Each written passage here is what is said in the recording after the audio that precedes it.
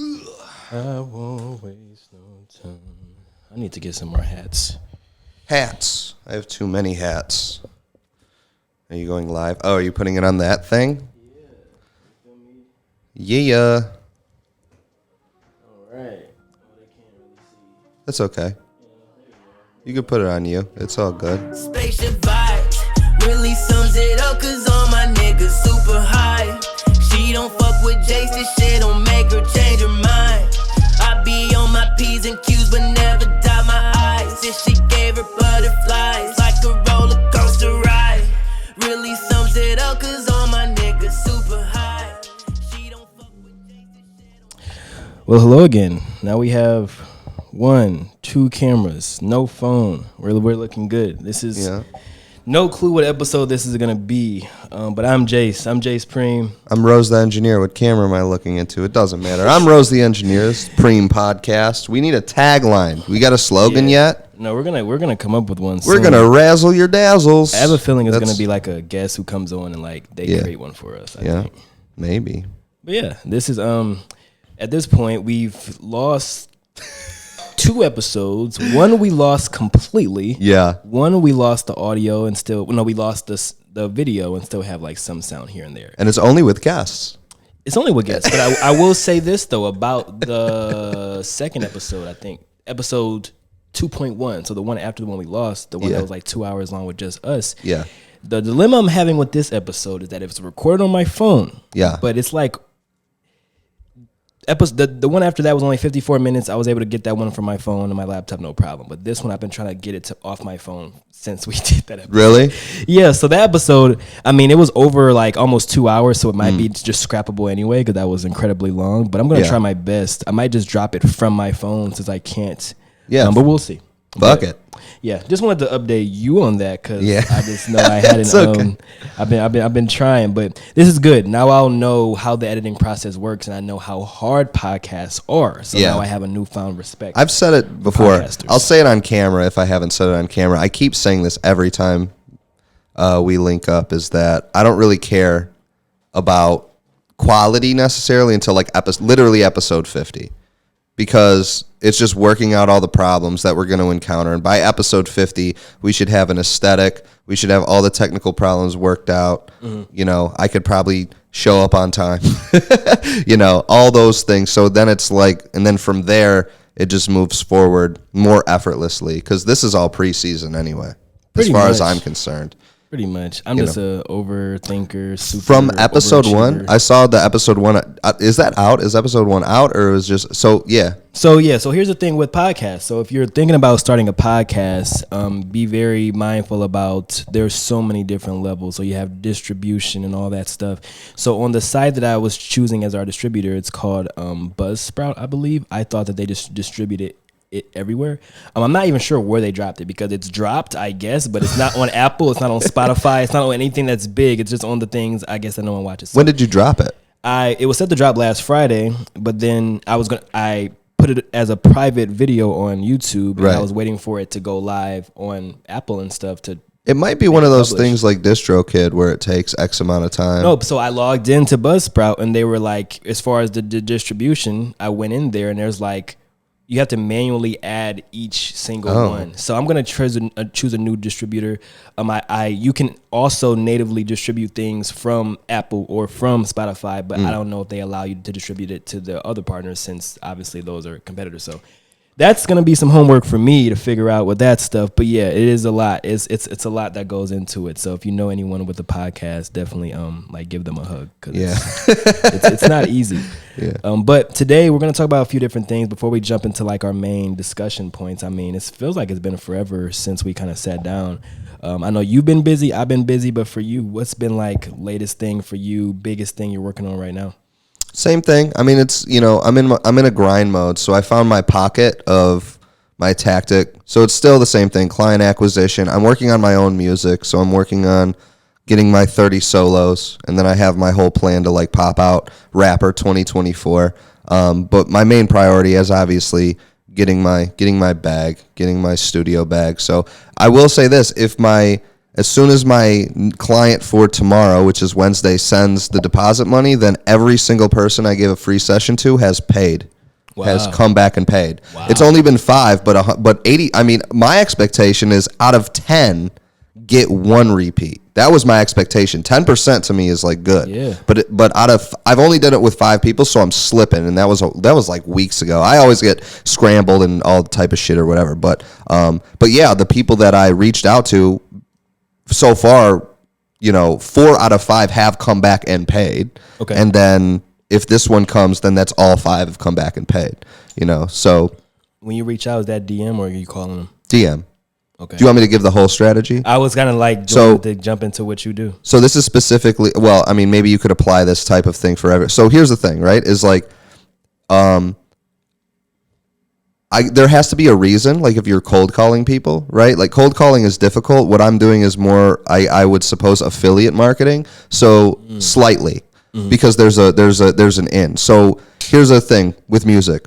The new A&Rs for music from where you sit or where I sit is are videographers. I'm sorry, I'm very tired today, so I'm gonna be a little slower. They're videographers. So I know a multitude of videographers. So I made a spreadsheet of all the videographers I know personally, and then some videographers I don't know personally. So then what I did, I reached out to my mans, basically, he's a videographer, and I DM'd him, and I was like, hey, everyone who shoots with you that you post, I'm going to reach out to them and give them 2 hours of free studio time, right? And then so he was like, okay, bet. And he thought like it was some sort of money split. I think I talked about this, but who knows? And I was like, no, like just if they ask if this is legit, just confirm that this is legit, and that's it. And which, by the way, I'm glad I did that because I think like 4 out of the 5 people did DM him and ask, right? So I tell him first what's going on, and then I went through and I made another spreadsheet of all of the clients in his Instagram. And it does not take long. It took me like 10 minutes to get like 25 names because he's working, right? Here's a sidebar. If someone is willing to pay for music videos, they are willing to pay for studio time. Yes. Flat the fuck out. So you can check the pricing of the videos that are being shot, and then make an assumption on what they would be willing to pay for studio time. So he charges, I think it's like $150 to $300. So if people are dropping $300 on a video, they are definitely going to pay $50 for studio time. Now, if someone's shooting $50 videos and you're charging $50 an hour, that's a harder sell, right? So it's like there are brackets. There are brackets of like who is spending what and where, whatever. But anyway, so it's like perfect within my price range. Yeah. So then I just DM'd these people and I was like, hey, and then I told them specifically, because you shot with Ty, I'm giving you free 2 hours of studio time, right? Here's the days. Let me know if you want to book, right? So actually, it's sort of a lie because what I said that everyone came. So there were a couple people that, this is also good because you can get temp checks on people. So me personally, right, this is how I charge my rates. I do $50 an hour, but I do $35 an hour if it's paid in full, upfront, at least 24 hours in advance. And the reason that I take that's like 30%. Reduction. The reason I do that is because I don't really care about the 50. I can't, like 35 is fine for me. But what it is if I want to make sure you have digital cash, I want to make sure that you're willing to spend the whole thing. I want to make sure that you're about your business in that way, because for sure with studios, if the no deposit shit, people like the I'll be there shit, and then you're booking hypothetical hours, but they're not real until the money hits. So everything when you book until the money's there, it's a theoretical hour, right? It doesn't exist. So there have been a lot of times in my career where I had like 12-hour days booked, multiple days, and then by the time the week hits, it's like down like literally like 80% type shit, just because people don't give a fuck. So it's like so you have to make sure the person is serious, they have digital cash and all that shit. So that's the reduction on that. But anyway, that was a sidebar. But anyway, yeah, I reached out to these people. Oh, I'm sorry. Everywhere. A couple people, here's a couple people I reached out to. One guy in particularly, it's a free studio session, free 2 hours, and he rebooked. So that gave him a mark basically on my end, because in my spreadsheet I make notes on people. Right, where I'm like, he rebooked. So you basically so are you familiar with the CRM? No. So you basically have created, most people like who don't know what CRMs are have basically created one. Like if you use Sheets to keep track of your leads, you basically have created your own like free version of a CRM.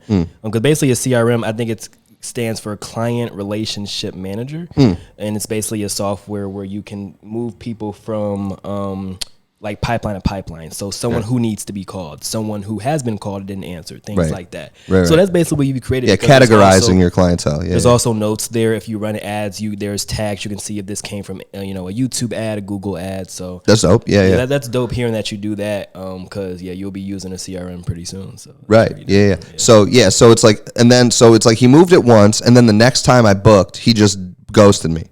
So basically, I put in my notes, like, don't ever book. Oh, don't ever book him. I thought you said, like, you texted him. No. Don't, like, so it's like, even if he wants to hit me up now and book and pay, like, I'm going to hit him with the you have to pay me in full. There is no option for no deposit. Once you no-show, you got to pay me in full. Or if I even answer. You know what I mean? Because it's like, and, you can argue against that, but it's like, it's like you have to restrict people, because it's like you can't play with my money, like, at all. 0%. It's like, that's your time. That's your time. Right. That's exactly what I was going to say. Like, some people, like, if you come in and you kind of try to talk me down on price, that's slightly irritating, but that's manageable and workable, right? And it's like, that's just kind of reestablishing an understanding, and then you have to be strong with your boundaries that you set. That's kind of playing with the money in that phrasing, but don't play with my time. Yeah. Because if you play with my time, you just, not only did you cost me that money, you costed me the potential money of everyone else that could have been there, and then you cost me the potential all the future money I could have made using that 2 hours to find people. You know what I mean? Yeah. So it's like, you're not, that no show is costing me potential thousands of dollars. That's the way I look at it. So it's, and here's the thing too, is like, there are, how many just think, random number, how many people do you think are rapping in this city, in Detroit? Right. There's probably like 200 down that street right there. Right. So it's like, it's a thing of, the client is always right, but you can pick the clients. Right. Yes. It's like, that's true. The client is always right, but deal with, like, so just to recap that whole thing, right, is like, I go with the people, I give them the free time. If you're not showing up for a free session, you're not going to show up. Yeah. Flat out. Period. Right. And then, so it's like, okay, so do you have digital cash? Right. So it's like, if they send the digital cash, right, we're good. And then it's like, if we have an understanding of, that's why I give you the discount, because I'm rewarding you for being on top of it, for being serious, right? So it's like that. And then, and then I just wash, rinse, repeat that. Because literally, bro, I have a note of, like, 250 artists in the city, and I did that in 3 hours.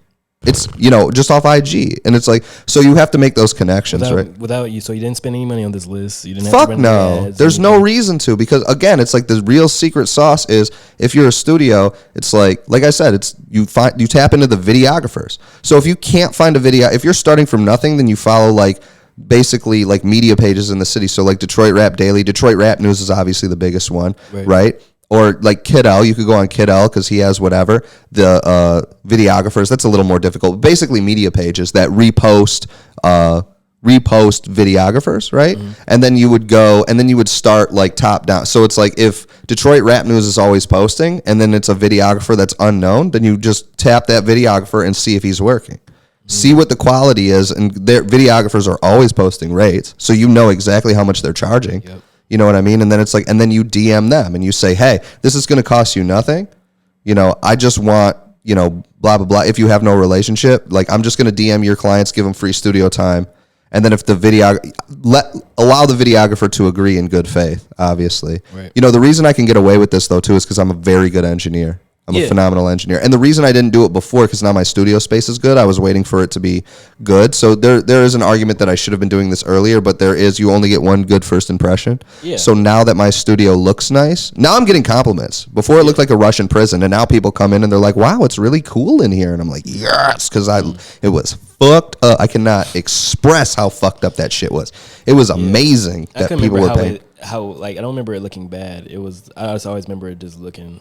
I was just proud from the moment, from the jump. I appreciate you. That was just dope. Well, now it's like in a place where, it's presentable, more than presentable, and the vibe is cool and whatever. So anyway, so it's you reach out to the videographers, you find your price point, you don't have to pay for that. It's like, a lot of times, bro, people just pay for shit as a way, like, getting these leads. Obviously, you need to once you scale, because it's like you can't manually be generating 200, 2,000 sales. I mean, I guess theoretically you could, but it's not. It becomes less cost effective. Yeah. You know what I mean? So to me, it's about cost effectiveness. It's like, why am I going to pay for an ad, right, when I could use my network and use my, because I have a deep understanding of this game on the ground level of what this is. So it's that's the advantage that I have. Yeah, you definitely supposed to use your network first before you do tap into paid. But one thing I did want to mention, because I'm not sure how many people, or I'm not sure, because people who've done network marketing or have tried it, there's always there's this side who loves it, who make millions, and there's this side who don't make much. But one thing when I was in network marketing, one thing that I learned and one thing that I was taught by mentors, because if you don't know what network marketing is, it's basically those opportunities that someone reaches out to you and it sounds like it's a job, and then it turns out you have to pay, blah, blah, blah, that, right? But those things can also make you a lot of money, and we'll talk about that next time we get Marquise back on here. But the biggest thing the reason why I bring this up is because when I was doing that, when I had to go out and about for my leads, I had to go to, people's houses, I had to go to Kroger. My mentor, I didn't have the best mentor back then, but the only thing he told me that made sense was, if you want to do this and you want to make sales out in public, because I'm like, it seems impossible. I remember working at Huntington they told me during dead time, go out in the aisles and try to sell business bank accounts to people who are just at whatever. That's crazy. Yeah. That to me is like the fucking, the what would it be? The Coliseum of sales. Like, man, the gauntlet, you just run in there and you're fighting for your fucking life. Dude, I hate the sales. I would never take those jobs where this isn't to talk down those people, it's just you're better than me. I couldn't do it. But I would never take those jobs where you're in Target, you're in Sam's Club, you're in wherever, and you're just, buy this TV, buy this cable, whatever. They're so aggressive. But the point of the story was, the guy told me, if you want to, because I'm like, how do I sell to people out in public? He's like, well, where do you go? I'm like, I just get in my car and go. He's like, you want to hang out where the people you want to sell, your people that you think you can talk to, the people you think they're easy to sell, the people who are most likely to buy, you want to hang out where they are. Right. And that is the physical representation. That's the physical version, but you're literally doing the online version of that. You are hanging out where they are, which is Detroit Rap News, which is, World Star, wherever those pages are. And that's super important when it comes to attracting the right people. If you're following all those pages, you'll attract them. But, that's, for example, I have my business page and I have my personal page. On my business page, I follow people like Alex Hermosi, Jason Capital, people like that. Yeah. For my business page, I'm not going to DM artists or something like that. It wouldn't make sense. The algorithm is completely different. So that makes, this is crazy hearing you say that, or hearing, even when Marquise was here, hearing you guys Marquise has been in sales, but hearing someone who hasn't been in sales or marketing basically say something like that is something that you would literally, for me, I had to learn. But that's something you just kind of like, well, this is what I do. I think the rules and the knowledge is the refined application of that, right? Where it's like, because it's like, if you think about when these new technologies emerge, then someone has to figure it out. And then over time, like you were talking about a CRM that has like lists of all this stuff and it funnels people and it sorts them into different categories. I mean, obviously when that technology started, it was like probably 10 people in a room doing it manually. Yeah. And then someone just came in with a technological advancement. But the reason that people are doing it is because it's all foundational. Because the phrase I keep using is like, I'm a shoot off the hip, like, businessman. So it's just, I don't go out and seek like how to sell. It's just how do I get them to me? Like, that's the fundamental question. Like, if you can get the fundamental question and then answer it, then that's the foundation of everything else. Because I think that, like, you got to get to the bottom layer, right? And it's like, I might be naturally good, or because it seems like things that make sense to me just don't make sense to other people. Although I will say I've been a professional engineer and in this game for like 8 years, so experience probably has a fuck of a lot to do with it. But I think people over index like the what would you say, the technical, professional, school book way of doing things. Because the school book way of doing things it was developed by people over time, running and gunning, and then refining it down into the best process for everybody, right? Broadly, you know what I mean? But then you got to take that and apply it to your own format. Yeah, I was just talking to my girl about this, because I feel very similar, where I feel like the things that come easy to me are the things that seem just natural common sense to me, and it doesn't make sense to other people and stuff. So they usually say that for people on the spectrum, that's usually how things are. You can see certain things very clearly as if, someone else might not. And then other situations, I'm driving and I can't read the GPS because I'm stupid. So it's just, it goes back and forth. Well, I think that goes down here. I go getting philosophical again, as we always get there. But I think it's one of those things where, whatever you're drawn to naturally as a person, you should walk that path, right? But then we all have natural temperament. So like just briefly on my path, it's like I was not naturally good at rapping, right? I was not naturally good at beat production. I was naturally good at engineering. But the way I got to engineering was I wanted to rap, and I rapped for like 8 years. I'm sorry, 4 years before I started producing beats. And then I was rapping and producing beats for how long would it have been? I'll just say 8 years. For about 8 years before I found myself in a situation where I could engineer. And I had no intention of engineering. That was just, engineering was, my thought process was, instead of working at Chili's as a line cook, I could work as an engineer and be one step closer to being in a space of the career I want, which is rapping. But then what happened was I was so good at engineering naturally that's where shit took off. And on top of that, I love it.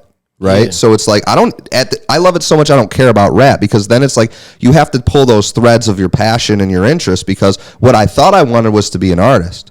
And then I got close with artists and I'm like, this job sucks. Yeah. You know what I mean? Like really, like it's great for a small section of people, but it's like, I don't want to, I like to make music and all that stuff, but it's like, I could also engineer forever. I could definitely be 4 or 50 years just be in a room. I need a window though. I don't like that bar. I don't like that bar shit. No window. But it's like I could just be in and make music with people all day. But anyway, but it's like it took me 10 years walking along this path, thinking that this was the thing and this is the thing. But what I thought I wanted to do was rap. But what I really wanted to do was get out of a place where I had a boss. So entrepreneurial, right? I wanted to be in a place where I could think freely and be creative. Yeah. Right? That's it. So like the attention, the ego part, the message part of what artists have, the need for that, I thought that that's what I wanted, but it wasn't. But it's like I only discovered that through walking that path. So I think a lot of people overcommit. Like you can really dedicate your life to something for 10 years, but walk that path, find something that's better, and then go that way. Yeah. Like I think people feel like they're betraying an older version of themselves if they whatever, you know what I mean? But it's like, so to your point, you said it's like people on the spectrum. I think that there are a multitude of people who have a multitude of skill sets. It's just that I am a fish in water with engineering. Some people are fish that just haven't found their water. You know what I mean? And that's that. And it's like, so you have to explore it, because certain people are just phenomenal at certain things. And that's that. And there's some people who are phenomenal at like everything, like those hyper talented people, right? But I think everyone has that. I'm a firm believer that everyone has that in some facet, right? But they either don't have the opportunity, or they don't have the courage, or they don't have the know-how to find it. And the way you find it is by anything you ever felt interest towards, do that. Like me, for example, I started skateboarding at 30 just because I'm not going to be a professional skateboarder. I do it just because I have an interest. Yeah. You know what I mean? Like I was thinking about painting miniatures, like little statues for no reason. Just I have a thread of interest. You know what I mean? I started building Gundam models like 6 months ago just because I had an interest. And it's like certain things, you could just do and then stop if you don't feel like doing them. Like I think, you don't have to commit to every single thing. Obviously, you need to commit to something in order to get a bag. You can't just be floating around and around. And obviously, I have engineering as my stable forever thing. But in order to find that stable forever thing, you need to go out and explore all these things and then find a way to monetize it. But everyone has one. I think the discouraging part with people is they think that they're special in the sense of I don't have a thing. But no one has a thing when you start. That's kind of the point of when you go out into this world, you have to find it. That's part of the adventure of life. That's the theory of, the hero's journey in a sense. Yeah, we're all searching for our stable forever thing. That's the goal, the stable forever. It's the thing that fuels the fire in you forever. It's sustainable heat. You need that sustainable heat. And it's there. Yeah. If you believe it's there, it will be there. The second you don't believe it's there, then you die. Yeah, I mean, it's funny because that was kind of me with photography, where it was like I tried it out, and it was like, you know, people still try to book me to this day. It took off, but man, that was not fun for me just because I'm so introverted, and it's like you have to really talk to people, and then if someone else is, if you're an introverted photographer shooting someone who's introverted, you guys will have the worst shoot of all time, right? Because usually people who are introverted, we're bad at taking pictures. So I'm good at taking pictures, but you know, bad at taking pictures, right? And that's how the people I was taking pictures, some of them were. So it was hard to pose people who weren't outgoing, because I'm like, right. Usually the outgoing people, and they're like, I don't know how to take pictures. I'm like, oh well, you know, just act like I'm, you know, one of your friends or whatever, and that usually worked. I never really had to pose anyone, but if someone told me to act like I'm with my friends, I would just do like right. ball up in a ball. So that's what would happen a lot, and it was just. Oh, you had to be everywhere to make money, and as I just the more I got into this remote field, I'm just like I'd rather be able to make money not there, and this plus, I mean, my camera got stolen a few times. It was just photography was annoying, but music, I don't think is ever gonna go away. As far as pursuing it, like on like a Drake level, like long term, I'm still kind of just up in the air. Like I'm writing music every day. It's amazing. It keeps me going. It keeps me alive. It seems like at times, but. Yeah, it's weird to think about if I didn't choose that, because now that I'm, you know, running into money, and I, you know, the trajectory seems like I should have enough money to do music in the capacity I want. And now it's like, am I going to do that? Like, do I really want those problems? Because it's like sales is coaching. I know coaching and helping people. Me being a people pleaser, coaching is like the perfect niche, because I just get to make a whole bunch of people happy and help a whole bunch of people reach their goals. And I'm still trying to figure out what's gonna be the but thing. you can do all of those things, you know. True, you can just do all of those things, and I was scared to do at first. I was scared to, whenever I did my sales coaching, anything that wasn't music, I would call myself Jordan, and whenever I did music stuff, I'll call myself Jace. Right. As of this year, I've combined the two, and no, there is no to Jason. No Joris. Now it's just Jace everywhere. And it was scary at first. 'Cause I'm like, what are the people that like, what are the music people gonna think about me doing this? They're gonna be like, oh, this dude's lame. He does sales and shit. And then, you know, on the vice versa, what are some of my sales clients or coaching clients gonna think about me doing music? Like, oh, he curses. But it's just like that repelling. I had to open my own like eyes and like think of my, you know, practice what I preach. Like, okay, if I do music, and I'm never gonna stop doing music, if I curse in some of my music, if I do all these things, like, it's bad to keep secrets, you know. You gotta have that transparency, and now I'm just letting everybody see whatever I do. So I mean, I'm excited to see how this goes. I'm hoping that people who take my coaching, you know, are cool with the music and vice versa. Yeah, I mean, I think the only dickheads would not understand, like real dickheads, right? Like would not, because, and obviously, like, I don't know how much of the music your people online, but it's like you make really good introspective music. I make street ghetto shoot 'em up, sell dope music. And, you know, and I'm lying on every song. Right, so it's like, but you make real music as far as like as a well, you were, and that's part of the exploration. But your music is a reflection of yourself and your problems and your troubles. It's very rooted in who you are for real. Anyway, and your writing is very phenomenal. Like, it's really good. So like, and then so the sales part, it's like the only. The people who would not, the musicians who would not fuck with you on the sales shit would be failed musicians, not successful ones. The salespeople who would not fuck with your music would be failed salespeople. It wouldn't be success, because if you're successful, why would you give a shit that you're making songs? Yeah, true. Like, true. Really, and then and again, that goes back to what we're talking about, the repelling the wrong market, right? And it's like, and again, it comes down to who are you as a person, and then onto the point you made, right? It's like, I'm very much doing this where you are the niche. You are the niche. The thing you do is just a peripheral thing. It's like you sell who you are. You sell your morals and virtues and your identity and who you are and what you think and what you speak and what you believe. That's what you're selling. Yeah. Truly. You could check me though, because you're a sales guy. But then whatever you do is just sort of a reflection of the type of people that will come in. But they come in for the interest. They come in for the music. They come in for the sales, but they stay for the personality. Yes, and I will say that's pretty much completely true. I've sold for a lot of people, and I've sold a lot of offers that weren't meeting up to their expectation that we would set. And you know, just sometimes not even the expectations. Not bump expectations. They wouldn't even meet what we were supposed to do and things like that.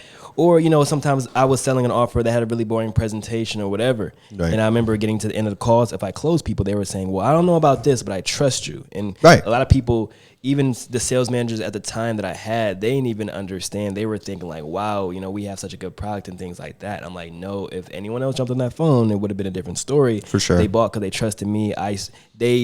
They bought because I'm on the other side, and they're like, I want to, you know, be able to hang out with him. Yeah, so that's another reason, you know, when it comes to coaching, it's one of the best niches to get into if you have expertise, because once like I open the floodgates, because I have over 2,000, you know, people, you know, that could just literally start being coached by you. I just have to set up the systems, and they're still being set up. But once I open the floodgates and people are watching this podcast, like, I mean, that's why I'm so excited about this. It's not going to really, we won't really need to run much ads once this is good, because they're going to be, I want to, like, the people for the creative consulting, for that side of things, where you're going to be helping these artists or helping engineers, studio owners, producers, these guys. I mean, bump whatever you're going to be able to teach them. They're going to want to hang out with you. Like, they're going to be like, oh, I mess with Rose. And they're going to, you know, hop on the phone. And then they meet me and I'm totally different. Completely like, different. I don't give a fuck about you. That would be crazy if you just completely switched up. But dude, yeah, like it's that is completely selling yourself. Like whenever, I mean, I learned this because, like I said, when I first started in photography, obviously I learned the mechanics of the camera. But for my first few months, I'm shooting on auto completely. And I remember everyone talking about people who shoot on auto is so bad or you're so terrible. But I was making, you know, at least $1,000 a month when I was in high school shooting on auto. This is the ever present battle between creative and business, right? For the art or for the bag. Right. So I was telling someone else, an artist, that he's like, he's getting a little wave, right? And like the people are fucking with his music, but his mixes aren't good technically. And so engineers are like talking shit about his music, and it fucked him up. And I was like, are you making music for recording engineers, or are you making music for people? And he's like, people. He's like, then fuck them. Because what they don't understand, and this is across the board, me even as an engineer, where it's like, I understand that I hear music differently, so I have to put myself in a consumer mindset sometimes when I listen to records, because I hear shit on professional records that if it's mixed poorly or whatever, I can't fuck with, but I am 0.02% of people who listen in that framework, right? So it's like you have to understand, like, and then it depends on the goal. It's the balance between art and the business. You can't be purely art because you'll be broke, right? Because if you're doing purely art and it's real and it's rooted in something, then it's going to be different, and sometimes that's really hard to sell. Or you're not focused on presenting the art; you're focused on the creation. That's what the purpose of business people are. The artist creates the product, and the business people sell the product, generally speaking. And as long as those people stay in their own lanes, right? Like, I think a lot of problems come from, you know, business people telling creatives how to be creative, and then pure creatives telling business people how to do business. Yeah. You know, and it's like, that's where trust comes in. But anyway, it's like, yeah, you're shooting on auto, and it's like, but you're making probably triple the money they're making for the art because they're better. And that's the thing.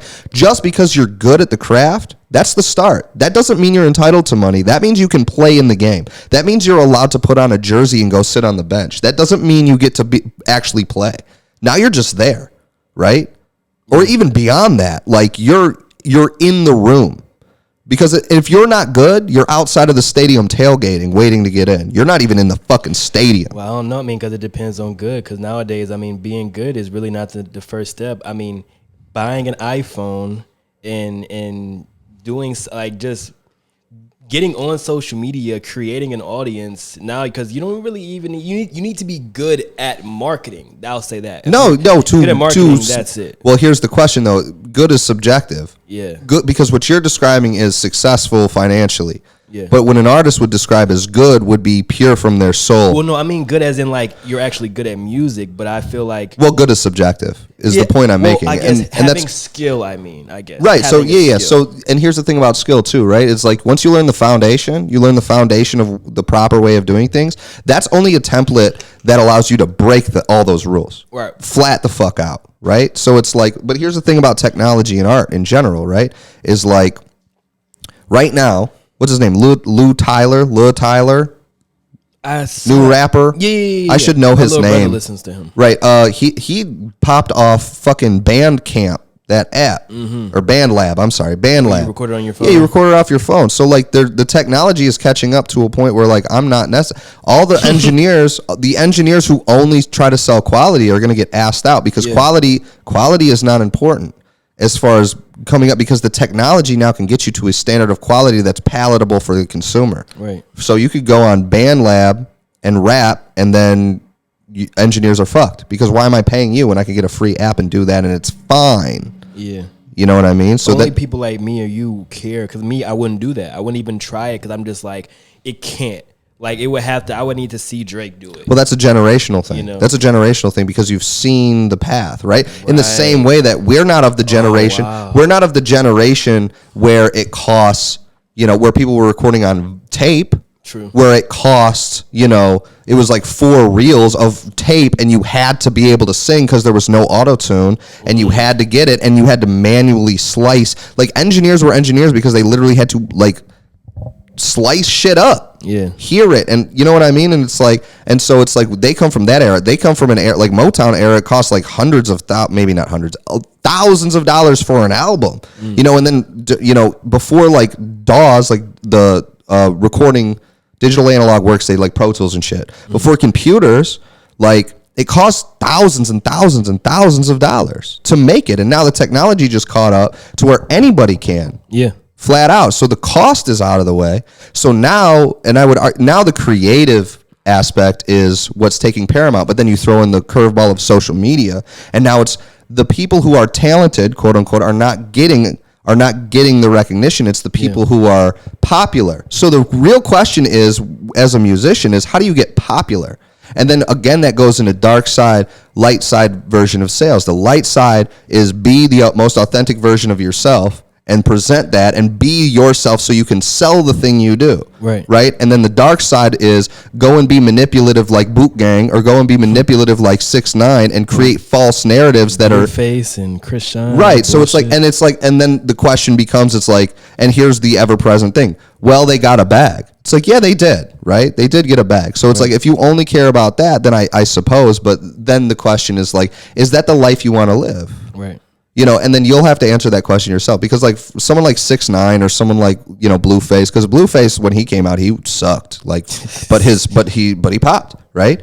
And so it's like, so I think artists need to understand, and they just simply don't. There is too much evidence in your fucking face that music is not what's selling. Get off that. Yeah. Stop thinking that your music is what's going to sell. Flat out. So get to the marketing. That's where you need to put your, obviously get good enough to where it's good enough for you. You have to make music that's good enough for yourself, not everybody else. Flat out. Like I said, I make shoot 'em up gangbang music selling dope. I don't do any of that shit, but that's what I like. I want to hear that shit, so I make it. Right. And that's very much a representative of the culture that I'm in Detroit rap, right? That's what I want to make. So I don't give a fuck what anyone has to say about any of that, because I'm making music I want to hear flat out, and I hope you like it. Okay? So that's that. But over here, now it's the marketing, the content, and the presenting the story, right? And that's what's going to sell the music, because I already know with this shit, the way I'm going to sell the story is, I'm an engineer, I'm just deep in this culture, this is the type of music I make. If you want to say some culture vulture shit or whatever, you're just going to propel me up. I don't really get into all that type of shit. Fuck you. This is what I want to make. And then take that music and then present it as me experimenting and pushing Detroit music forward, because I have an experimental, and because I am technically good at music and shit. But it's really selling my personality. But on top of that, I'm still going to do the shit with you. I'm still going to record in the studio. I'm still going to have, my video game channel. I'm still going to have all this. So again, it's like, I think what we really want, or at least from my estimation, for sure what I want, and this is coming from having kids. When kids are running around and playing, in one day, your kid will play like 15 different roles. My daughter is 4. So one day she'll go play doctor, and then she'll go play cook, and then she'll go play mommy, and then she'll go to the park, and she'll play hide and seek, and she'll go play house, or whatever the fuck. And it's like, so it's like you get, but she is all of those things, right? And this kind of doubles back to the start of this conversation, where it's like people place too much emphasis on what they want to do in this world and not who they want to be, right? And it's like, but you can be all of the things. That's what the technology has brought.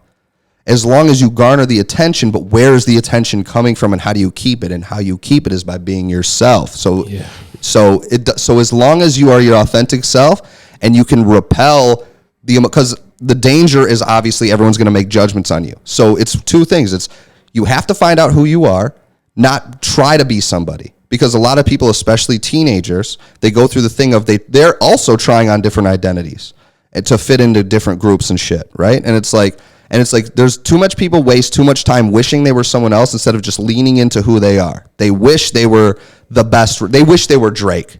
So they try to achieve that, but maybe you're not. Yeah. And it's like the more you spend trying to be Drake, the less time you spend trying to be you. And I promise you, and people get scared, but I promise you, if you lean into who you are and you fight those demons for the next 2 years, while you get to know yourself, good and bad, and you just kind of lean into it, when you come out the other side, you will be unfuckwithable. And then from there, you just lean into who you are and speak truth, right? Because a lot of people, they can't speak truth because they don't know what truth is, because they're still trying to figure out who they are. Yeah. So they're only grasping what they feel is true from their idols, from their role models, right? And that's a good start, but it's like it has to be incorporated and then rejected, right? Things have to be in and out until you really find out who you are, right? And it's hard. It's the hardest thing to do, which is why people don't do it, right? But it's like once you find out who you are, then it's speaking truth about your perception of the world, and then you just do the things you want to do, right? And when you do that, and then you put those things you want to do on the internet, and that's that. And then again, people buy you, people stand by you because you're authentic. You know, in a world full of fake shit, the authenticity, it seems, is the thing that's maybe not selling the most, but lasting the longest. Like, you know, like Joe Rogan. Yeah. Being yourself, especially when people keep being themselves after it's not cool, like after it's proven that it's not cool. Like it's cool to, like, I think in a general sense, but like not to the masses, like being yourself. Yeah. No one wants you to be yourself. Like just the concept of being yourself is not cool, you're saying. Yeah, like that's what it seems like the trend is with the media or whatever, whoever the media is. They want us to not be ourselves, or of course be yourself as long as it aligns with whatever agenda is being pushed. Be the yourself that we want you to be. Yeah, whatever, because that changes every year too, which is so crazy. Right, but it's man, it's you know, if you don't root yourself, then someone will pick you up and carry you somewhere else. That's just flat out. If you don't stand on your own ground and you don't get comfortable with yourself, then you're susceptible to indoctrination. And even when you still are. You know, there's a lot of things that I believe that I constantly have to check myself on. I constantly ask myself, why do I think this?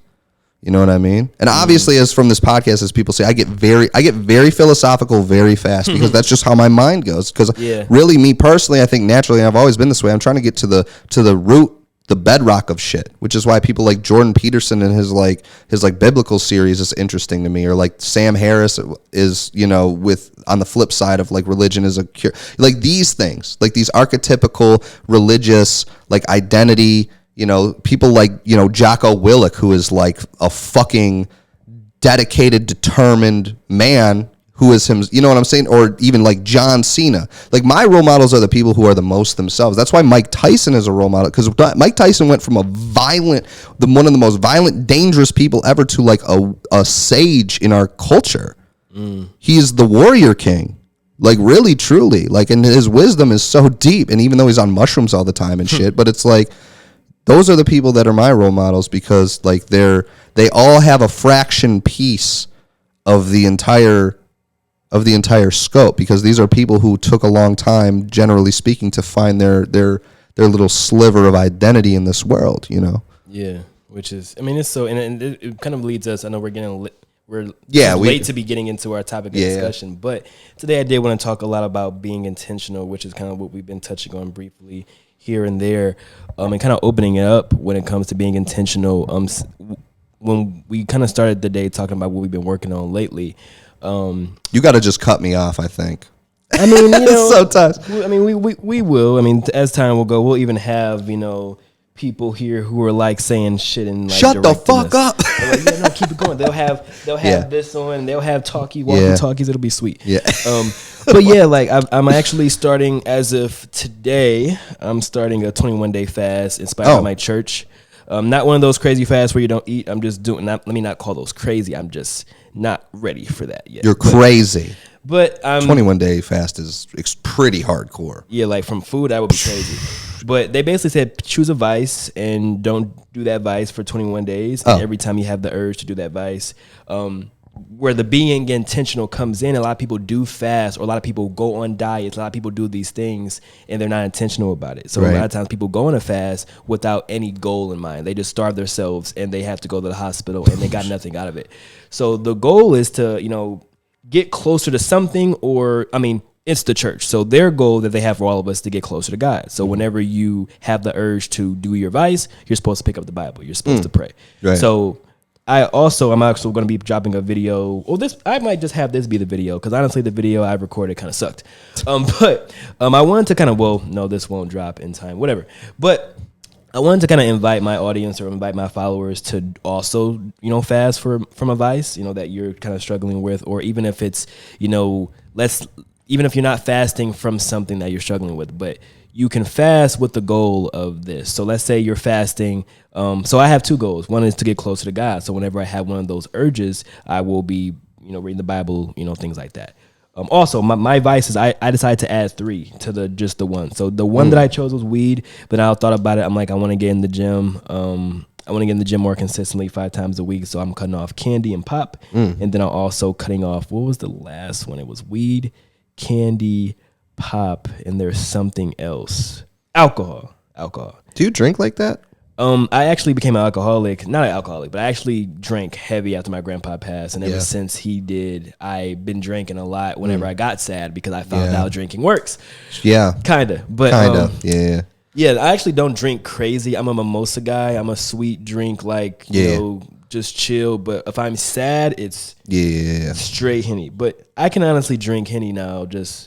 I can just take shots, which I wasn't able to do before. But neither here nor there. 21-day fast. I'm not smoking any weed. I actually rolled up all the weed. I went crazy when I got paid. I got a lot of weed. And then I just smoked it. I rolled it all the last few days, and we just smoked it all. Ate all the candy I had, all the pop, everything, and now it's like 21 days, full speed ahead.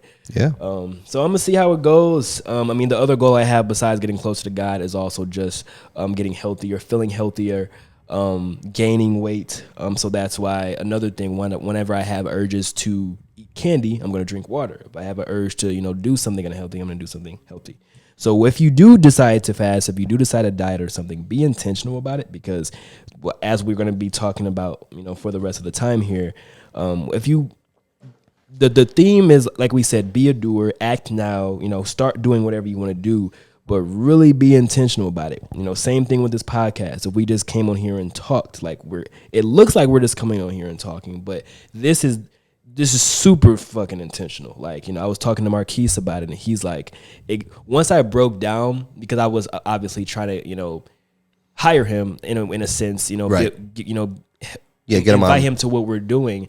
And once I actually told him my plan for the podcast, I laid out some stuff, and he saw what I have behind the scenes. Dude was like, man, he seems pretty much all in. But be intentional about every single thing you do. For you, I wanted to talk about being intentional in context of business and artistry and things like that. And I wanted to start with the artist side of things, because we kind of talked about this a lot, with finding your identity, being who you are, being intentional about who you are as well. But what are some other ways that people can be, that you think people can be intentional in their artistry, or what are some ways that you're intentional in your artistry, whether it's lyric wise, whether it's marketing wise, or what are some things that you think? Well, I think the first thing is finding out a flaw, right? So I'll pick the artistry, right? Okay, so here's rap. Rap is 3 elements. It's lyrics, flow, and delivery, right? Lyrics are what you say. Your flow is, I always mix this up. Flow is the percussive element, right? The drums, the patterning, and then delivery is how you say it, right? So melody is in there. So which one does cadence fall into? Flow. Okay. Flow. Flow and delivery are kind of, I always mess them up because flow and delivery are sort of interchangeable, right? But it's but you need to have your own patterning. You need to have some sort of melody or tone in general, even if you're not singing, right? And then your lyrics have to matter. And then all of that is in the context of the style of music you make. So, for example, pop music has to have a really good melody, but it has to have very general, basic trope lyrics that will just kind of stick, right? And so on a technical end, things get deeper and deeper and deeper to a point that I'm not even there. Like, I know real songwriters who really studied that craft. But anyway, being intentional. So it's first listening to yourself and kind of, and again, it has to be rooted in what you think, right? And if you like it, it is good. If you don't like it, it is bad. I don't care if I make a song that 100 people love that I hate, it's bad, in my opinion. This is the art part, not the business part. Right. On the business part, it's flipped, right? Right. In that sense. So it's being intentional. So understanding where your flaws sit and what the worst thing is, right? And then studying that, and then listening to other artists, hearing what they do in that context, right? So it's like someone like Gunna has impeccable flow. Money Man, impeccable flow, right? In my opinion, right? So it's like, generally, if you like someone like a lot, just literally steal their whole shit, but don't put that out. Right, no, because this is training. So what I did, like, okay, I heard Money Man and I fell in love with Money Man, right? And so what I did was I literally went on YouTube and I did Money Man type beat, and I did 20 of those songs until I got as close to what I was satisfied with the underworking mechanics of what that flow is. It's like a triplet flow, right? And then when you understand the basic mechanics of that, then you start adding your own changes and your own experimentation to it, and then it lands on something else. So, with every song, what you're really doing when you're making songs is you're trying to sell or serve an emotion. You're trying to create an emotion in the other person. That's really what it is, right? And that could be through melody. And here's the thing too, like, I think artists really overanalyze their lyrics. There is music with no lyrics that bring people to tears. Like, you have to understand that, because what you're really trying to bring someone into your life and have an emotional tie. You're really trying to capture an emotion, which is why, like, anytime you listen to a song, how does this make me feel? Yeah. Right? So a bad song will make you feel nothing or the opposite of what the intention is. Right. A good song will make you feel something. A great song will make you feel something after the song is done. And I think that's across the board for all art.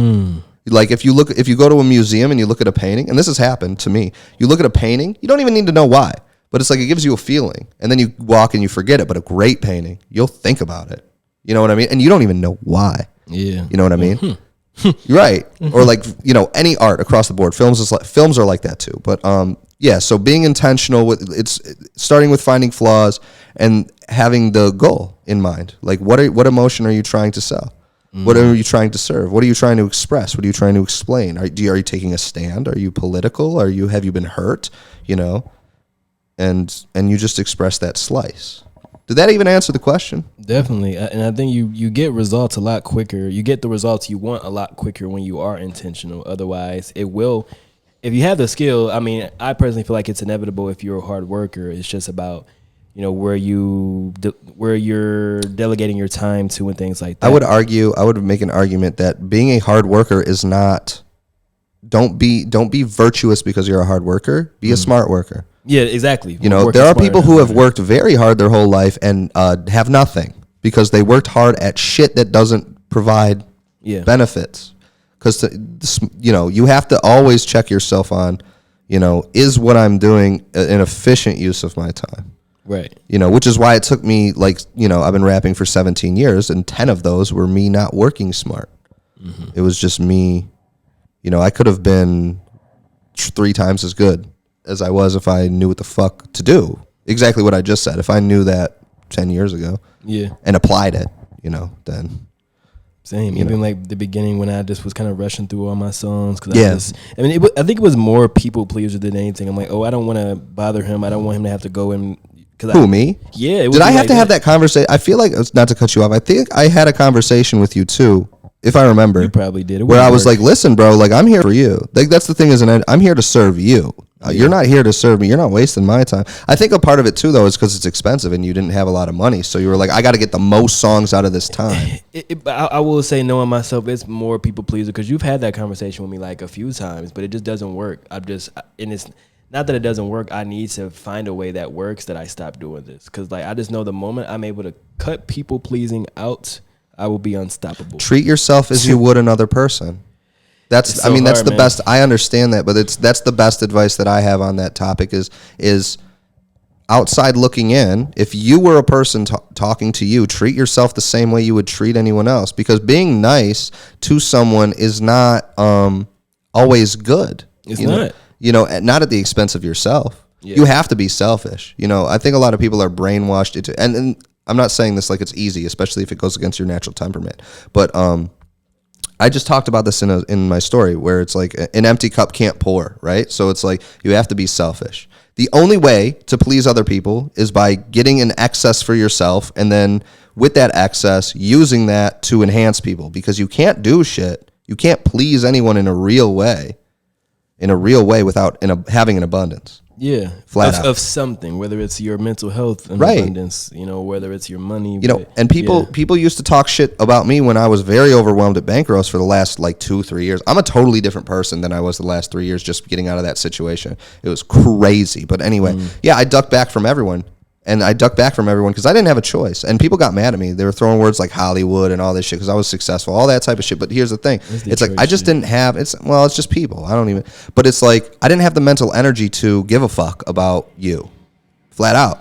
Because I'm fucked up. If I'm fucked up, fuck you. Flat out. You're not important. You're not important. No one is more important than you and your family. Period. And you don't do anyone any good by being fucked up. Energy is a currency. Spend it wisely.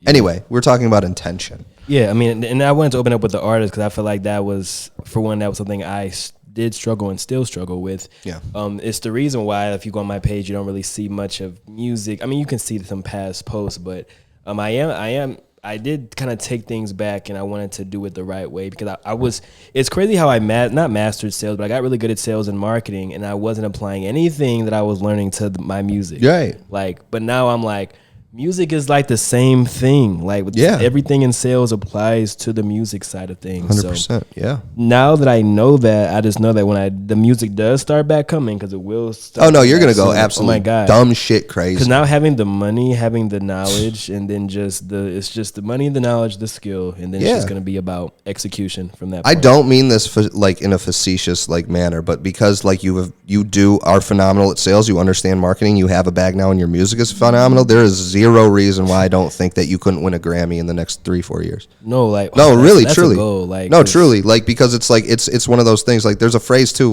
that I like, and I have a lot of phrases, but it's like slowly then all at once, and it's like you spent all this time planting these seeds, and then they bloom at the same time, and then those, and this has also been said to death, but a one hit wonder is like 10 years in the making. You know what I mean? Yeah, exactly. But it's like you have everything you need mentally, tangibly, creatively, in order to achieve that, and it's all gonna work as long as then it's focus. It's just, what are you focusing on, and that's that, and that's so. But yeah, coming back this time, being more intentional, being more intentional about everything, not just dropping things and then going to sleep, checking on it 2 days later, actually having rollout plans, shooting 10 videos before I drop the first one, not just being impulsive, because it's like when you record a really good song, I just want to drop it. Why? Because I just want to see it in Apple Music. I want to see my song, and I wanted to say that it's out. But after that dopamine is gone. I would just drop. It was just so stupid. Yeah, hope is not a strategy. Yeah, luck is not a strategy. Waiting for it to blow up, no. But intention, I mean, it's huge. And to kind of piggyback it or throw it back to the sales, side of it, when it comes to what you're doing and when it comes to follow up, when it comes to sales, whenever someone reaches out, or whenever someone wants mentorship or some coaching when it comes to sales, the first thing I usually work on with people is follow up, because that's if they're currently in sales. Obviously, if you mean hitting up, define follow up. Well, follow up is people that you've already talked to on the phone, you've tried to sell something before. Yeah, it's the art of selling to them after the first phone call or after you've already met with them. Right. And, you know, obviously if you haven't done sales at all, I'm not going to start there. But if you're in sales and you're reaching out to me and you're saying like, you know, I'm unhappy with my commission rate. Not my commission rate. I'm unhappy with, you know, my commission checks. I'm unhappy with my role in my company. I want to grow. The first thing I'm going to start with is follow up because for one, it's the hardest thing. And for two, any sales rep who actually does follow up well will be very valuable at any agency, just because so many sales managers and marketing agencies and all these CEOs, they truly believe that once someone leaves that first call, they're dead. You're never getting back. And these guys really believe that, and they even act like that. So that's why that whole term, don't stop until they either buy or die, was made, because they want you to either make them hate you or get them to buy, which makes it impossible to sell via follow-up. Because let's say someone actually needs to talk to the wife. Literally, they have to do it. If you won't let them do that, I mean, they have no choice but to not buy from you. I've literally, listen, I'm going to tell you too, I've literally told salespeople to go fuck themselves on the phone, like to their, like just, and that's very out of character for me, but it's like if they're too pushy, like I told that story with Marquise, I screamed at a 19-year-old boy in the mall. I screamed at him, which was not okay. But it's like, yeah, that shit. He probably needed it though. Well, that's what he said. He's like, you taught that boy a good because he was too bad. No, but like, someone just do blah, blah, blah, blah. I'm like, fuck you. Yeah. Fuck you. Eat like, a dick. Don't play with people. Yeah, don't fuck with me. Like, no, like, because at that point it's extortion. But anyway, so I think that that is the difference between volume and retention. Would you say something like that? Completely. Right, because it's like, there was something I heard where it's, you know, it's easier to make. There's a percentage, but it's way, way easier to continue selling to the same customer, client retention, than it is to acquire a new client from a cost analysis. The lifetime value. So I would, is that what that is? Yeah, the LTV. The LTV. So I would feel like, I would feel like that's my first thing, you know, and I also have a list of all of my clients that continue to pay. And I also do this if I have clients that are coming, if they're coming and they come every week or every few weeks, I'll even tell them like, I'll drop the price if you keep coming. I'll fuck with that. Yeah, it's like, you know what I mean? Like, retention is important because those people, the longer someone stays, they become marketing. The longer someone stays with you, because now it's like, oh, like even when I'm talking to anytime I talk to anyone who does music and they're talking about going to the studio, I'm like, who do you record with? Yeah. Because like my guy's better, like, you know, and that's that's how probably most of your clients are. Oh yeah, no, for sure. That's what that turns into. Yeah. But to even go deeper to the follow up thing, I want to compare it to, you know, what you're doing and compare it and really explain what being intentional means, because it means it's most important in follow up, and that was what separated me and every other place. I could always. It doesn't matter when I first talk to someone, you know, and I'm going to actually make a YouTube video about this, you know, the client that I just closed. It took about 4 months for this huge deal. Right. And so many people during that time just quit, give up, just stop talking to him. It's not going to work. Like, you need to go do something else. And now it's, you know, it should hit the fan. Something Marquise said when I asked him was, you know, what if I genuinely don't want to buy? He's like, well, I'm going to still continue the conversation until it's done. Because I think it was what if you don't genuinely really have the money? The money, correct, correct. He's like, well, I'm going to still build that connection, because the connections are what's important. Exactly. And that's very, very true on both sides of that, because I know there's a guy right now who sold me on she was trying to sell me on something, and I flat out was like, I don't have the money. And then he started talking to me about my life, and he was like, well, my brother like was in jail and he did this and he had to file bankruptcy, but in 3 years he did this. And he's like, you should think about that. He's like, I don't want to get too into your life or whatever, but he's like, you should consider bankruptcy and go talk to him. And then if they don't work for you, then I'll talk to the people who work my brother. This is a random person on the internet who's just a sales guy. And I know from sales, because before not knowing sales, I would think that this guy is predatory, but now I know he's genuine, because the reason he even fucked with me was because he likes my mindset posts on my IG. So he was just kind of reaching out and finding people and making connections, but he was just giving that to me because he is successful and he sees that in someone else, right? And he's like, oh, this is what you should do. And then, because if I solve my money problem, right, then he's first in line for me to buy whatever he's selling. Exactly. So he's going to authentically, help me, just because and it's not that I know he doesn't have an expectation of me buying anything, but it's more like, I'm going to do the right thing. I'm going to give him what I have, if it's available to give to this stranger, which is just a phone number to a thing. And he might even get money off whatever, but that's irrelevant. Settle him, and then if he's good, then that's a whole thing off his plate, and the first thing he's going to do is come to me for whatever I'm buying. Exactly. Just because that's how people work psychologically. It's like, oh, this guy just helped. without wanting anything. And it's like, and it doesn't matter. And I'll tell you from my side, it's like, I'll reach out to people and I'll do this, like the very small version of that is like, if I see something dope on the internet, like a rapper or whatever, or like a deal that would work for the 600 people that follow me on Instagram, I'll just put it in my story, even if I don't know them. Yeah, I see you do that. Like all the time. Just, I don't give a fuck. Like if the information is good, it doesn't matter. Like I don't care as long as it's not a direct conflict. Like I'm not going to repost studio time flyers from someone else. Yeah. That's a direct conflict. But I will post, obviously videographers or whatever, even if I don't know them, if it's a good deal.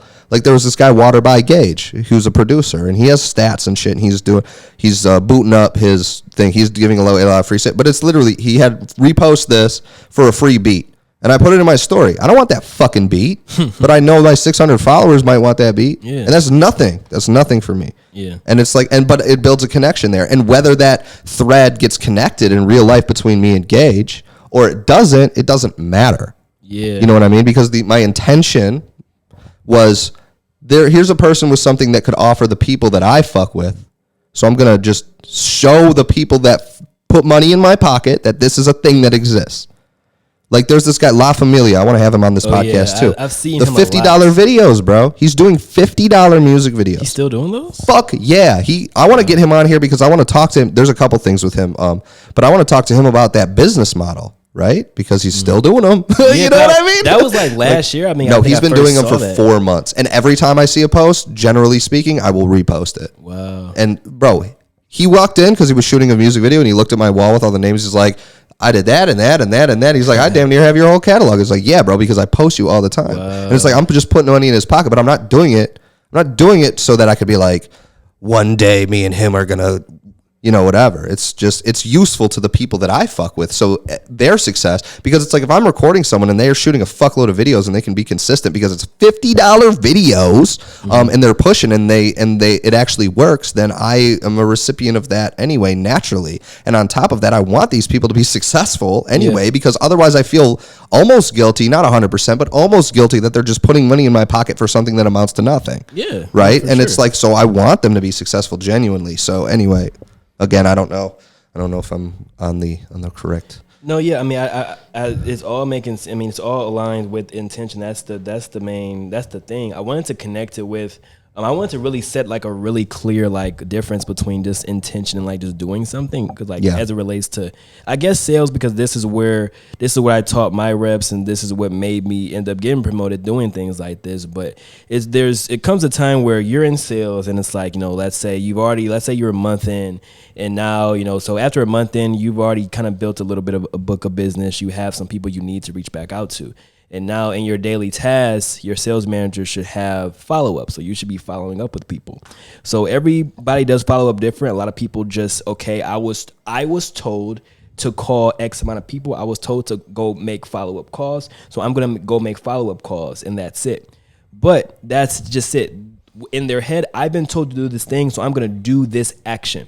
And all I care about is finishing this action, whether I don't care about the outcome of the action. I'm just doing what I was told. Mm-hmm. And that's what most people in most jobs are doing. They're doing what they're told, not really caring about the outcome. Mm-hmm. And that's now when I interview, because interviewing now for me is so different, because now when I'm interviewing people, that's what I'm looking for. Someone who actually cares about the outcome of their work. Mm-hmm. Because if you're just someone who wants to show up for a paycheck, I mean, that's great. We need good workers, but I need someone who wants, like Marquise, he's about the bigger picture. That's why I'm so on Marquise, because he's not even caring about, I know we're going to make a lot of money. We're going to make so much money before the end of the year. Okay, but what's happening in the next 10, whatever. Yeah. And that's what you need. So now, instead of just picking up this list of people to call, I hear this a lot. That would never work. I give sales reps this because I talk this way. What would never work? Follow-ups? Just maybe the way I do it, or the way someone else might tell them to do it. It's like, okay, it's fine. I gave you this script. You don't think that'll work. So now you're going to do it, and you're going to not think it'll work, so it's not going to work. So right. If I don't think something is going to work, I'm never going to be the one to say that. I'm just going to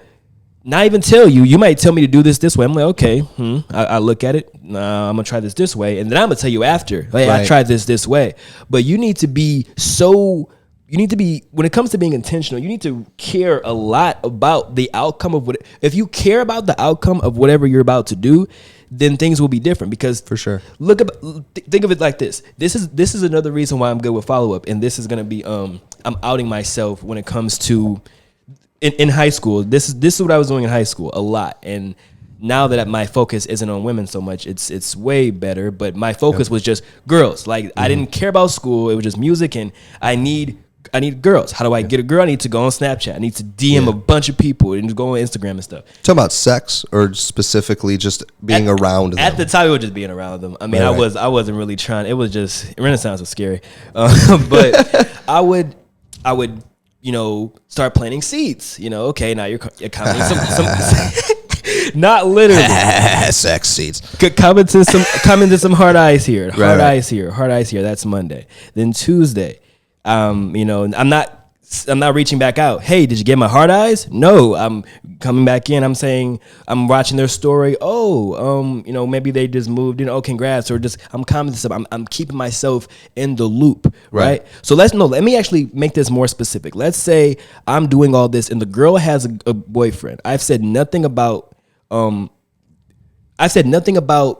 my girlfriend. I've said nothing about. I've done nothing but flirting. Only thing I've done is, let's say, hard eyes, and I just keep doing that for a while. And then she let's say she posted she's out at Dunkin' Donuts or something. I'm like, oh, that looks good, whatever. I just keep doing that for weeks, and then one day I comment hard eyes, and then she blows back some kissy faces, and then it's this conversation now.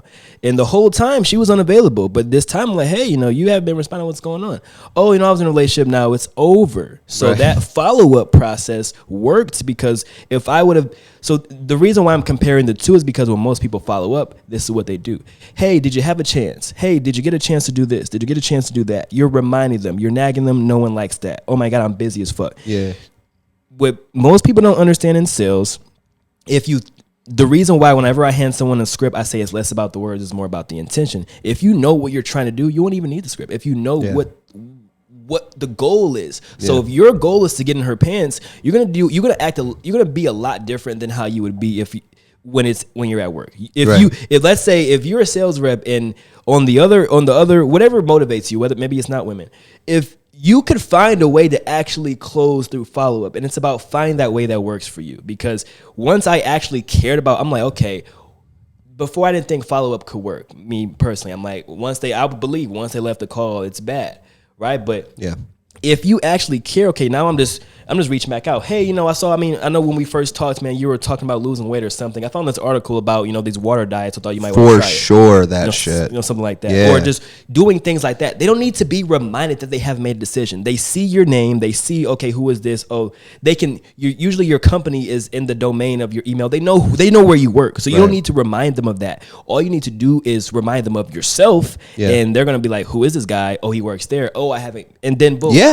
Let them do that themselves. And that's the reason why I related to dating and sales is pretty much the same thing. Right. I related to that is because if you look at it as the same thing, you're going to have better success in both. Because it depends on if you are good with women. I mean, I feel like I was a little bit better when it comes to Here's sort of the difference, right? Like if you exactly what you just said. So this is what I do with my clients, right? Because yes, there is super a parallel between dating and getting women and the follow-up sales, right? The way you laid it out. This is what I've been doing lately, literally the last week. If someone crosses my mind, I just reach out to them. And I literally am like, hey, I don't want shit. I was just thinking about you. What's up? That's it, flat out.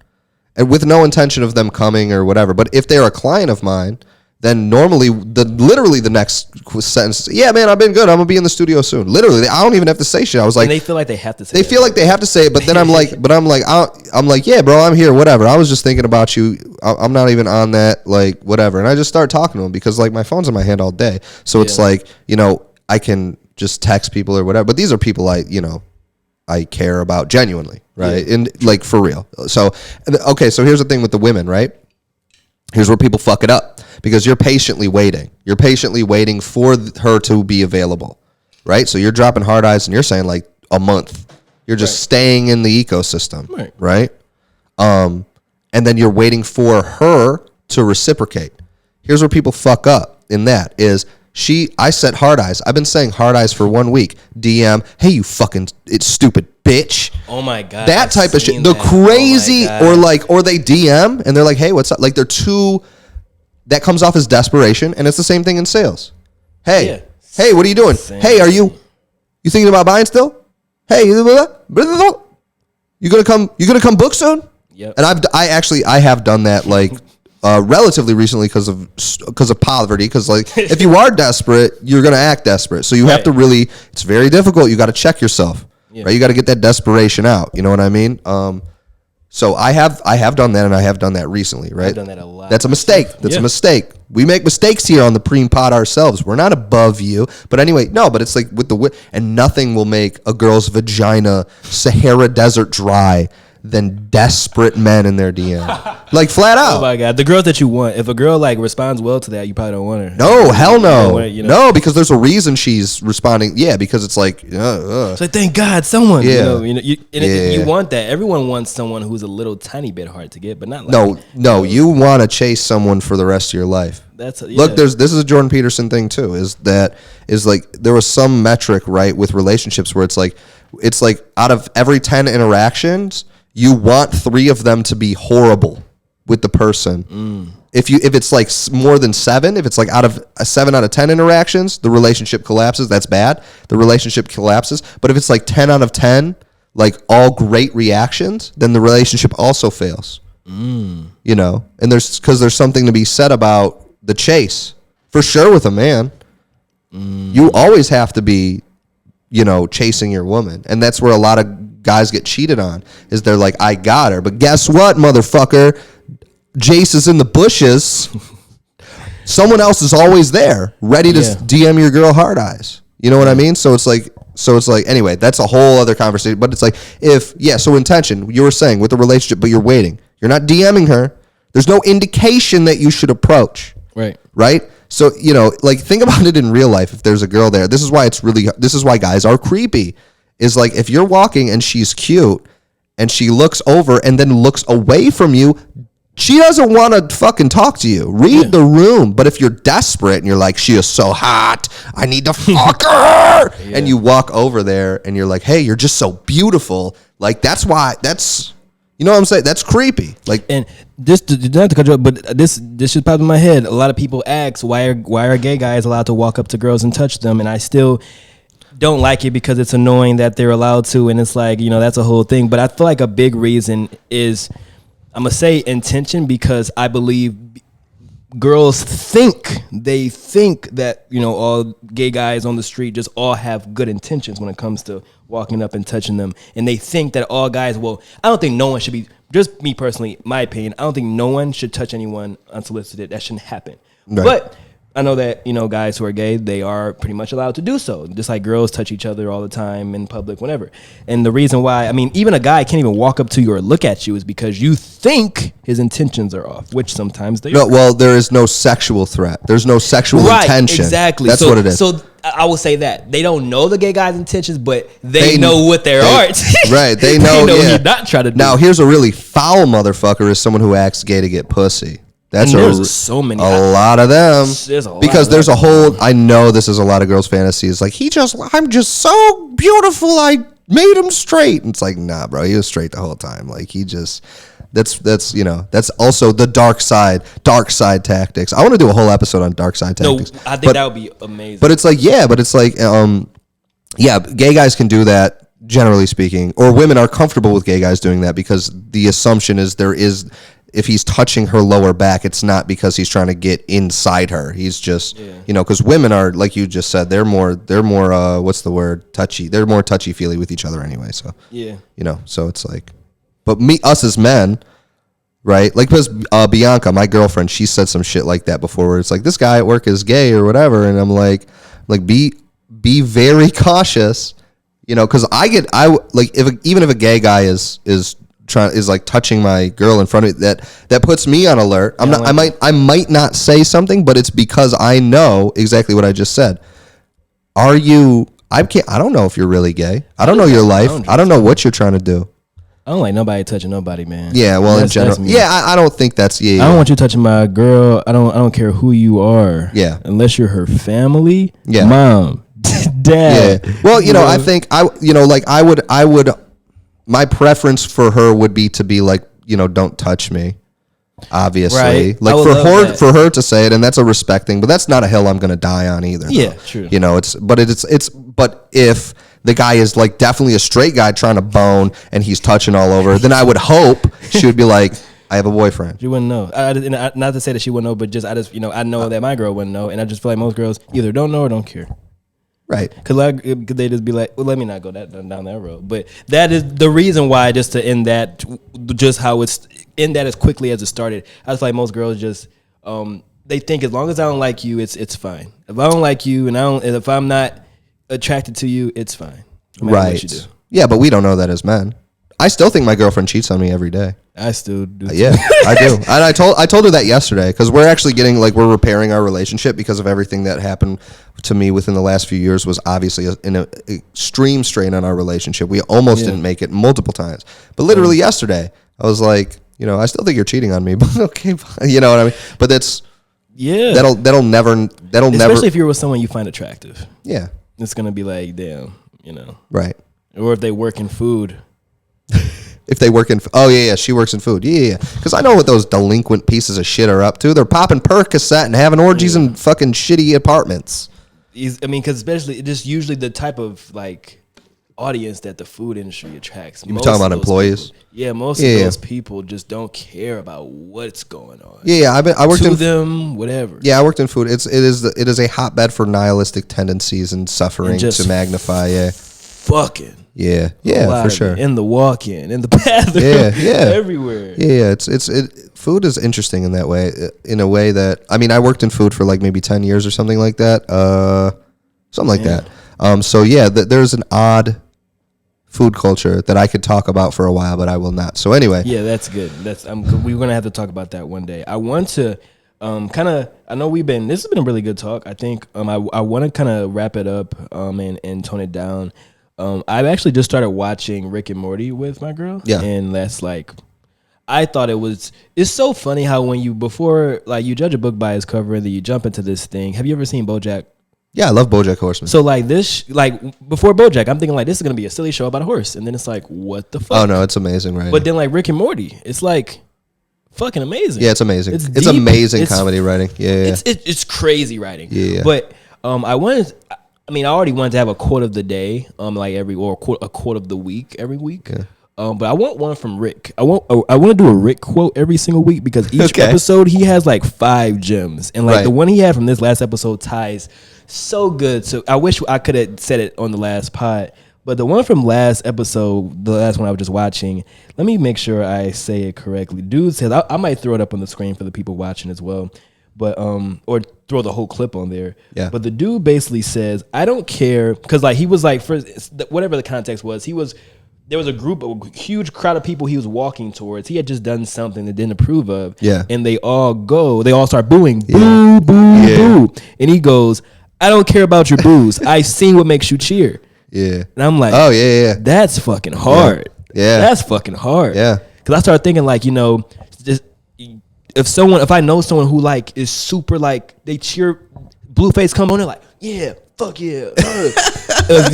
if you said my music was ass, it's yeah, and that's a big thing with artists too. I want to tie that back with attracting the right audience because dude, he literally he's I don't care, and they all got quiet. Yeah. I don't care about your boos. I've seen what makes you cheer, and I just feel yeah. Damn, that might have to go in a bio. That might have. That's a tattoo. Yeah, that's for sure. That might have to be a tattoo. Yeah, but I fuck with Rick and Morty. I fuck with that show. God damn, they battle anxiety. They battle. Everything. Yeah, nihilism and purpose. Yeah, all that. Everything. But yeah, I wanted to end it with that, man. I don't care about your boos because I've seen I don't care about your boos because I've seen what makes you cheer. So what we're gonna do every week with these quotes, of course, is tie them into our topics of discussion. Of course, tie them into whatever we're talking about. But yeah, I think every week that'll be really cool to have a nice little quote from Rick and Morty because I'm actually watching that and I think it's gonna be dope. But man, for you, I think For one, before we kind of end here, what did we learn, or what did you learn? Or what should they have learned? What should you, as a teacher? I don't know. I just hope that something we said was helpful. That, you know, I'm very much, I mean, with intention. Yeah. I mean, you shouldn't just haphazardly do things. You know, and I think to tie it philosophically, I would say that it's the most important thing for any person from the second you hit maybe like your identity phase, right, of which would be middle schoolish, high school, is finding out who you are genuinely and being comfortable with that. It's very hard in high school because you're still trying on different hats. I would say maybe college. I would say maybe college is the best place to start that, honestly, or worry about that really. But it's like, find out who you are, then be comfortable with that, and then everything you do has to be with an intention. Because if you do things with intention when you don't know who you are, then your intentions are flawed.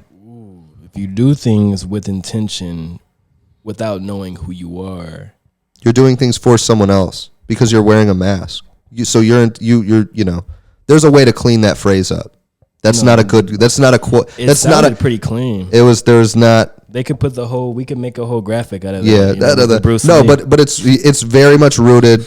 It's very much rooted in who you are, and, you know, be the best version of yourself. I always say that. That's the purpose of life, in my opinion, and that idea has served me well. Is that be the best version of yourself. Mm-hmm.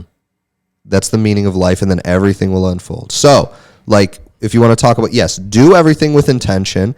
The idea of, here's a big one, I don't know how. Get that the fuck out of your life, because we're living in an era where all knowledge is either you pay a very nominal fee for like coaching and mentoring and that type of shit, or you Google it. Yeah. You know what I mean? They don't know how to podcast at all, clearly. Yeah, no, we're doing it. We're just doing it. So it's like, just learn the aspects, learn the fundamentals, all of that, and then, you know, build as you go, right? So, yeah, I guess. I mean, I guess basically you guys should know the meaning of life. After this episode, you guys should know the meaning of life. You guys need to be very intentional. Why do I keep saying that? Be very intentional about everything you do. Also, if you guys would like to join me with my fast, you guys can follow me, DM me. I'll put together a little community for us fasters, and we will hold each other accountable. You know, drop pictures of whatever we're eating that's healthy and probably torturous at the time, and we'll laugh about how nasty whatever we're eating is and how good we're gonna feel after we're done. But yeah, if you guys want to join me in my fast, for me, I'm doing no weed, no alcohol, no candy, and no pop. You guys can just choose one. You don't have to go for it like me, but I like results. So results, you know, things like that, you know, breed results. But that's been today. I feel like this has been a great talk. My name is Jace Preme, sitting here with Rose the engineer, and that was episode 5, probably 6, 7. It's 3. One of them. Once we start uploading them, we'll actually know what episode this is. But yeah. Great talk today, guys. We'll see you guys next week. Both cameras out. Loud. Eating kitty like an Asian dude. Then I pass her like I'm Magic back in 82. Then I mix the batter, have my cake and I'ma eat it too. Booty getting fatter. If I smack it, she might get it too. Give me room if I